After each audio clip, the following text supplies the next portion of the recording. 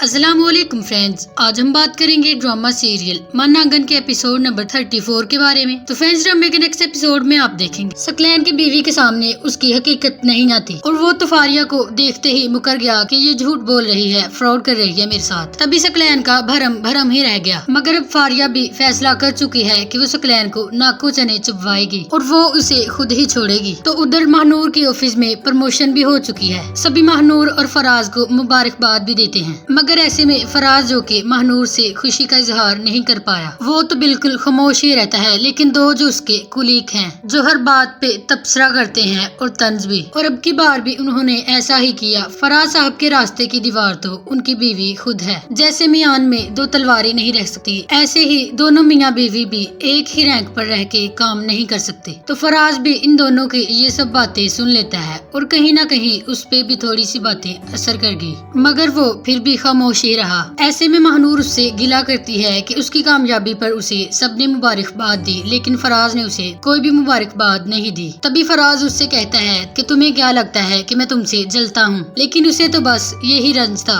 कि मेरी बीवी मुझसे इतना आगे बढ़ चुकी है और उसकी ख्वाहिशात मैं कैसे पूरी करूँगा, उसके मयार के मुताबिक मैं कैसे पूरा उतरूंगा। बस वो दुखी था तो इसी बात पर। जबकि दूसरी तरफ आप देखेंगे आयमा, जिसकी वालदा उसकी जबरदस्ती शादी करने पर आ ही गई, और वो ऐसा करती भी हैं, वो भी बगैर सोचे कि लड़का कैसा है और उसका फैमिली बैकग्राउंड कैसा है। ये तो उन्हें वक्त ही बताएगा कि वो लोग कितने लालची हैं, और उन्होंने आयमा से शादी भी इसीलिए की कि उनको पैसा मिलेगा, वो भी आयमा की भाभी का। खैर, अब आयमा की वालदा महानूर के घर आती हैं, महानूर की वालदा को बुलावा देने के लिए, और साथ ही साथ तंज भी दे मारती हैं। हाँ, आजकल के लड़कों को जहाँ पर बीवियाँ लगाएं वहाँ पर लग ही जाते हैं। लेकिन ऐसे में पास खड़ी रमशा बहुत खुश होती है कि अच्छा हुआ कोई फंक्शन आ गया और मेरी माहिर से मुलाकात भी हो जाएगी और उससे बातें भी करूंगी, और यूं ही कुछ दिन के लिए उससे मुलाकात होती रहेगी। अब यूं ही घर में माइयों का फंक्शन होता है तो ये रमशा भी सज धज कर आ जाती है, लेकिन महानूर उससे मिल तो लेती है और मिलकर देखते ही हैरान थी, और वो कहती है कि मैंने तुम्हें मना किया था कि तुम यहाँ पर नहीं आओगी और तुम फिर भी आ गई। ये सुनकर तो रमशा अपनी ही बहन को इमोशनली ब्लैकमेल करना शुरू हो गई और उसे ये भी हकीकत बता देती है कि मुझे सकलैन भाई ने कहा था कि मैं यहाँ पर आऊँ, और साथ में रोना धोना भी शुरू कर देती है। अगर आप चाहती हैं कि मैं यहाँ से चली जाऊँ तो मैं चली जाती हूँ। अब महानूर ये भी नहीं चाहती थी कि रमशा यहाँ से चली जाए, क्योंकि ये आ तो गई है,